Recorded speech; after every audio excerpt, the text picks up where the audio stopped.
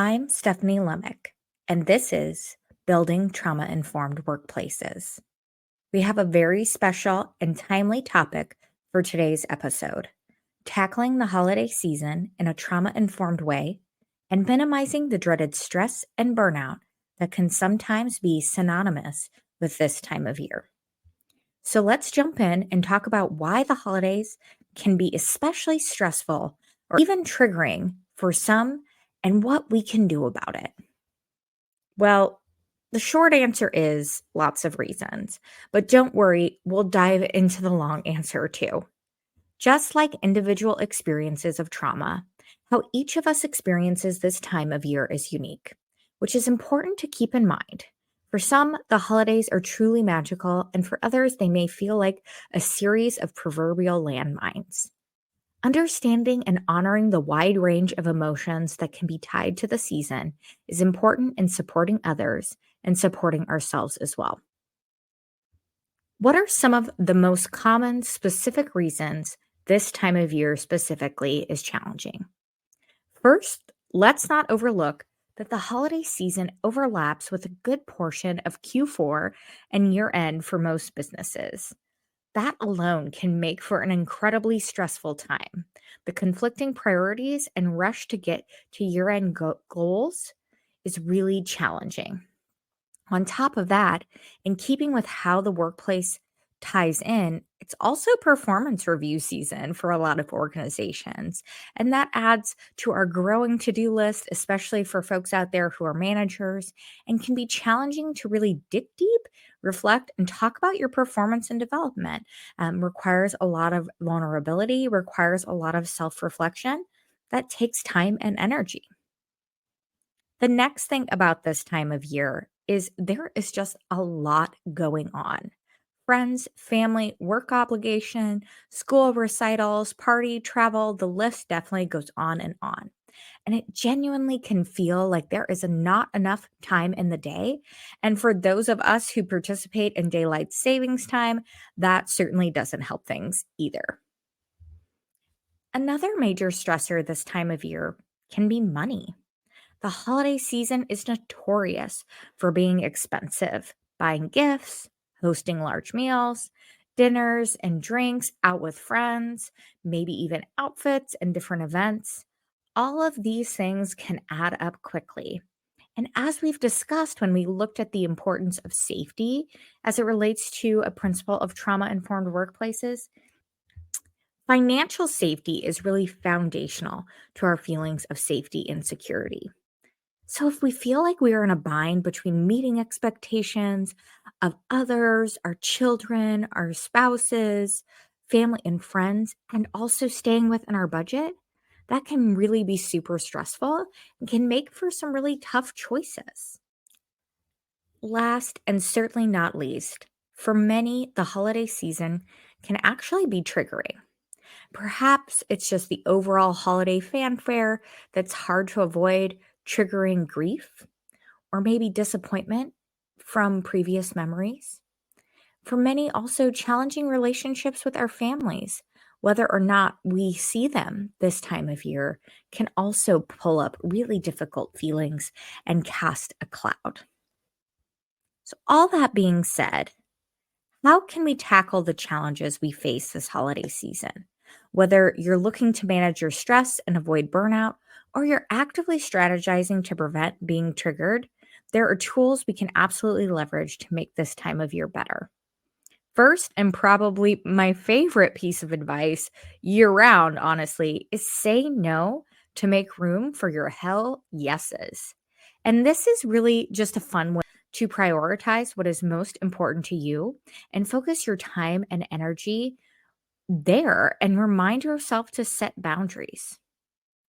If you're anything like me, you probably desperately wish those holiday invites were spread out through the year, but alas, we will probably never get that wish. The truth is, we can't be everywhere at once. Being honest with yourself and others and saying no when you really don't have time or the emotional energy for something is so, so important. So say, no to make room for those hell yeses. So you can absolutely say yes to those with time and energy that is needed to dedicate to those different areas. It's easy to focus on whether or not we have time. So I want to zero in on this a little bit. But emotional energy or your emotional energy bank is so important here as well. We've all heard the saying, you can't pour from an empty cup. This is something absolutely we want to keep top of mind during the holidays. Just because you're free doesn't mean that you're available. So keep that in mind. Keep that top of mind as a reminder for yourself. In keeping with this strategy, you absolutely need to prioritize your self care during the holiday season. And it can actually be super tricky and challenging, schedules and travel on top of everything, but really finding a way to really focus in and finding one of those self care practices, maybe one or two of those self care practices that you can really focus on and prioritize throughout the season will be so helpful for you and kind of maintaining that focus on taking care of yourself and maintaining your energy, both emotionally and physically. And of course, it wouldn't be true to who I am if I wasn't a little bit lame and reminded you that self care isn't all about massages, green juice, and spa days. It's really about taking care of ourselves. So that includes making time for a little movement of our bodies. So that could be, a regular yoga practice, which I am a huge fan of, or even just a walk after dinner. Maybe walking the dogs at some point during the day if you have pets or staying with family members who have pets. Make sure also you're fueling your body with what it needs. I know food can be a landmine for some folks this time of year, so make sure you have a game plan and make sure and be thoughtful about how you're approaching eating and food. Make sure you're eating food that makes you feel energized, makes you feel good, and find some balance and some space there as well.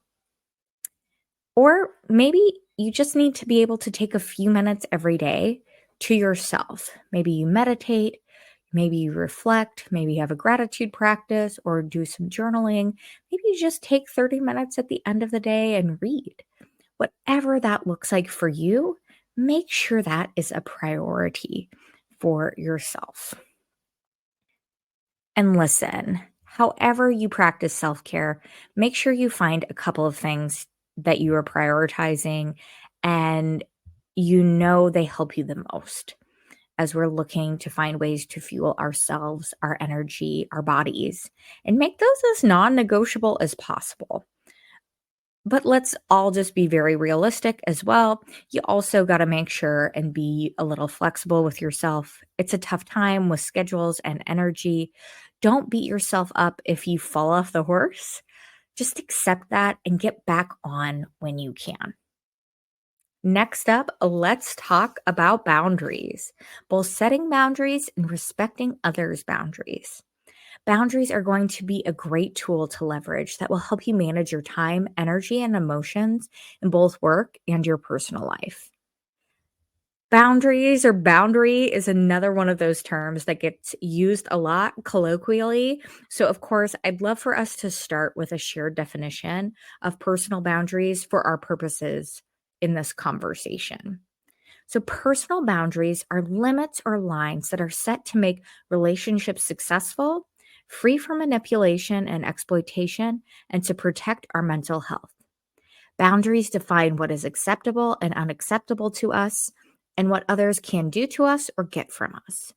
Boundaries also communicate and assert our own personal values, personhood identity, responsibility, and control in relation to the other person. Now that we have that out of the way, how can you create boundaries, especially as it relates to the holiday season? Start by reflecting on your reasons for your boundaries. Understand the why your boundaries are important to you and how they benefit you. And this is a really great place to start. Some of us don't really have boundaries formally in place or haven't been thoughtful about boundaries. So, if that's the case, reflect on where you want to begin to create boundaries or expand on your boundaries. And to do that, really think about creating clear priorities and goals for yourself. Focus on clear, proactive communication with others. Make sure you're prepared to tactfully say no when things don't meet your expectations, your needs, your boundaries. And then make sure you're setting clear expectations with yourself and with others. If you don't have boundaries already in place, keep in mind that it can be an overwhelming idea to all of a sudden have so many boundaries. So start with a few that are most important to you and build at a pace that is comfortable for you from there. Again, go back to that why and focus on what will be most impactful for you in these moments throughout the holiday season. Communication is going to be critical in the world of boundaries, especially if someone consistently oversteps them.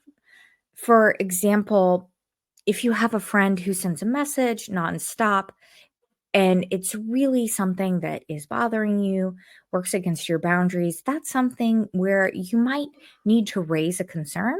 But keep in mind, these discussions don't need to be confrontational. In our example, you can reach out to that friend and say, "Hey, I see that you really wanted to get a hold of me, but the best thing to do is drop me a message and I'll get back to you when I can." This gently highlights their behavior while simultaneously asserting your threshold and creating that clear expectation.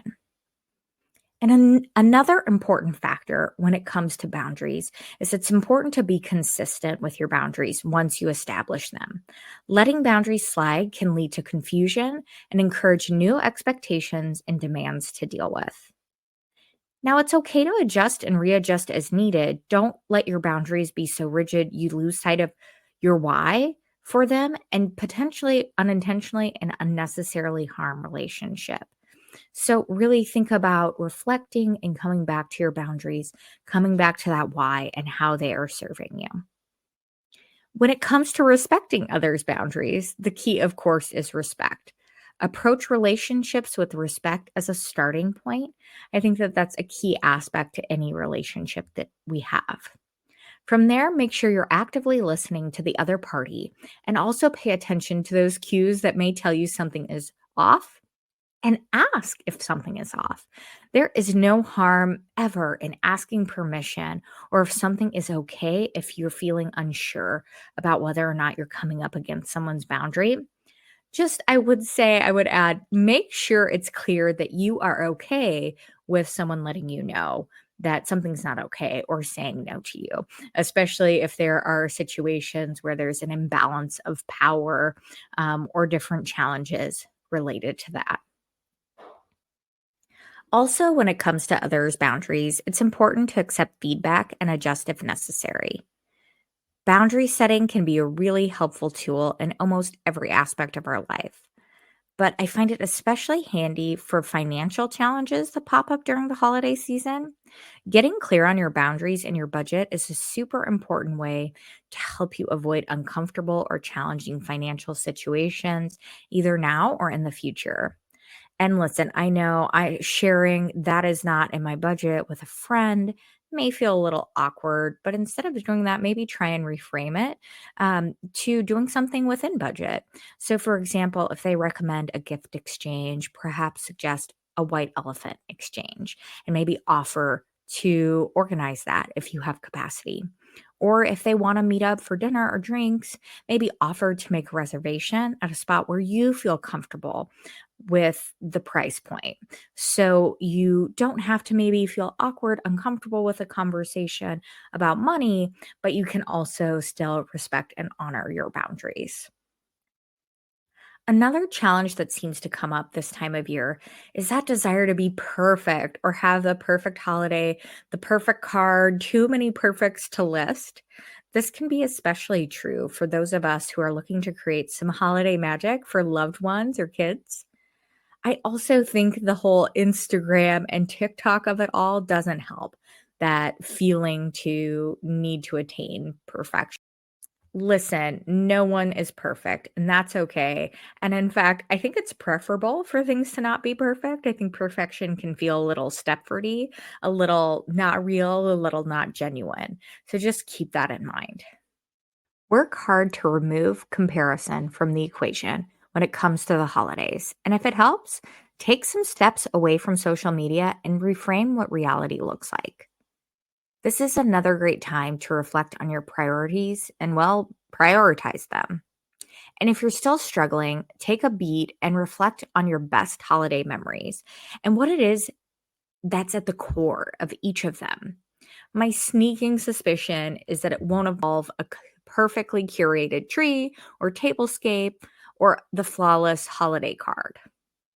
Be clear on what matters most to you and then focus your time and energy there instead of on attaining perfection. The next challenge can be a tough one, dealing with difficult families, family members, or challenging relationships during the holidays. And listen, families can be a landmine. If social media is any indication, it's hard to miss out on posts during the holiday seasons about the challenges that come up with all of our families and how we relate to them. It can be anything from differing politics to some not so friendly competitiveness, and all the way to, triggering bad feelings or experiences of trauma from your past. Family dynamics can definitely be tough. This time of year can also be incredibly difficult for folks who are missing out on time with loved ones, either because of frayed or strange relationships, or unfortunately because loved ones have passed. Grief can absolutely pop up just about anywhere and sometimes unexpectedly during the holidays, whether that is grief for a lost loved one or for a relationship you never had with loved ones. Make space for these feelings and make sure you take care of yourself. Again, prioritize that self care and also reach out to your support network or even a professional if you need a little extra TLC. Also, when it comes to grief, know that you're not alone. You know, just a few days ago, I had an unexpected wave of grief hit me in Costco, of all places. I was strolling through, the wine section, prepping for the holidays, and I spotted a certain bottle of wine. The wine, Austin Hope, reminds me of a friend and a former colleague that passed away a few years ago. I have such a beautiful, fun memory of drinking that bottle of wine with him and some other colleagues during a rare in person visit. And seeing it always just seems like a little bit of a punch straight to the gut. Um, so when those moments happen, when they come up, know that you're not alone. And grief kind of continues with us throughout our lives in unexpected ways. Grief is hard, it's unexpected. Honor it and honor your own unique process. And also seek help when you need it. When it comes to challenging family members or family dynamics, and you will be seeing those folks. My best advice is to be prepared, but don't do what my husband likes to call negative forecasting or expecting the worst, so to speak. More of a plan for the worst, expect the best situation when it comes to these challenging family dynamics. Know what you find challenging or triggering when it comes to interacting with your family or family members, and then know what your plan is for your own mental health and safety as a priority. That could be anything from declining to engage in certain conversation. It could be a friend to use as an escape plan. If necessary, it could be setting boundaries up front and, letting your family members know what isn't acceptable to you and whether or not, they're willing to respect those boundaries. And if you need to, saying you're unable to make it to an event if those won't be honored. It can be tough for sure. Families kind of bring out the best and the worst in us, to say the least. And I certainly can relate to that as well. So, again, just try to be prepared for the worst, but really focus on what you're looking forward to about seeing your family members and maximizing those positive aspects of those interactions. Fixating on something negative, I think sometimes can almost act as a self-fulfilling prophecy. So be prepared, have a plan, especially as it relates to your own mental health and safety, but also try and focus on maximizing those good things as well and fully taking advantage of that. For those of us who may be supporting a loved one or a partner who has challenging feelings, relationships, or other challenges that may come up during the holidays, the best thing you can do is offer your support and listen for what they need most. Offer your support to be that safe person if you can, if you have the space to do that. Even if it's just something simple like make cookies or watch a movie together. Focusing on your relationship and how you can be there for them will mean the world. And don't be afraid to ask how you can support someone when you know it's a challenging time for them or they're facing challenges. You might have to ask them more than once, or find a way to leave the door open for them to ask you for help. Asking for help can be challenging, and sometimes it takes a beat for us to realize we need that assistant. So, if you can, leave that door open. Finally, as we wrap up today's episode, I'd like to offer a challenge to each of you. Find ways to deliberately incorporate joy and gratitude into your holiday season. Whether it's a gratitude journal, a moment of mindfulness, or making time to watch your favorite holiday movie, make time to really revel in those moments and maybe share them with others and spread that joy and that gratitude a little bit. I want to thank you so much for your time today. I hope everyone got a little bit of something out of this advice and perspective. I hope everyone's holiday season goes well. Until next time, be well and happy holidays.